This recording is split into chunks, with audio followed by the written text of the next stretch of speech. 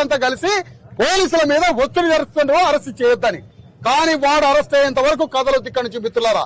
వాళ్ళు 4 రెట్లు అరెస్ట్ అయ్యేంత వరకు ఇక్కడి నుంచి కదలొద్దు.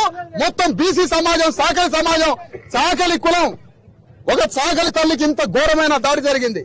సాకలి కులం అంతా సాకలి ఐలమ్మల్లాగా కర్ర తీసుకొని బయలుదేరితే గానీ వాడు అరెస్ట్ చేయడు. ఇప్పుడు ఆ విధంగా బయలుదేరారు రాష్ట్ర వ్యాప్తంగా. సాకలి మిత్రులారా, సాకలి సోదరులారా, బీసీ సోదరులారా, అందరూ రాష్ట్ర వ్యాప్తంగా నాగర్ కర్నూలు రావాలి, వీళ్ళకి సానుభూతి తెలియజేయాలి.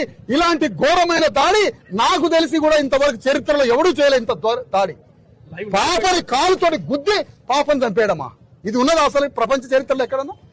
2 నెలల పాపని కాలుతోటి గుద్ది కాలుతోటి తల్లి చంపడమా? పాపని 4 ఆడవాళ్ళ జాకెట్లు చెప్పి కొట్టి చంపడమా?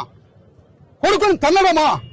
ఇంతవరకు రూమ్ లో తలుపులేసి కొబ్బరికాయలు కొట్టారు, రూమ్ లో టెంకాయలు కొట్టారు, రూమ్ లో పడేసి వీళ్ళు ఇచ్చిన కాగితం కూడా తీసుకోలేదంటే ఏమిటి దుర్మార్గం? ఇంత భయంకరంగా ఉంటుంది అసలు ఎక్కడన్నా?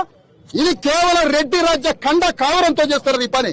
ముఖ్యమంత్రి అండ చూసుకొని చేస్తారు ఈ కండ కవరం పని. సిగ్గు సెర ఉంటే పోలీసులు వెంటనే ఆ రెడ్లను తీసుకొచ్చి అరెస్ట్ చేయాలని కోరుతున్నాం. అరెస్ట్ చేసేంత వరకు ఇక్కడి నుంచి కదలం. ఈడ పట్టుకొని పోతే ఇంకొక అరెస్ట్ చేస్తాం, ఇంకొక ధర్నా చేస్తాం. ఇక్కడ హాస్పిటల్ పోతే పోస్ట్ మార్టం అయిందని ఒకడంటాడు, కాలేదంటాడు, డెడ్ బాడీ ఇయ్యడు ఇంతవరకు. అందుకనే రాష్ట్ర వ్యాప్తంగా ఆత్మగౌరవం ఉన్నటువంటి బీసీలంతా కదిలి రావాలి. వీళ్ళకి న్యాయం జరిగేంత వరకు ఈ పోరాటం చేయాలి. వీళ్ళకి న్యాయం జరపడమే బీసీ ఎస్సీ ఎస్టీ ఉద్యమానికి ఆత్మగౌరవం తెలియజేస్తూ, సాకలి సోదరులారా, సాకలి మిత్రులారా, మన సొంత కులానికి సంబంధించినటువంటి ఒక పసి గుడ్డును చంపారు. ఇంత దుర్మార్గమా? కాలుతోటి తన్ని చంపడమా పాపని?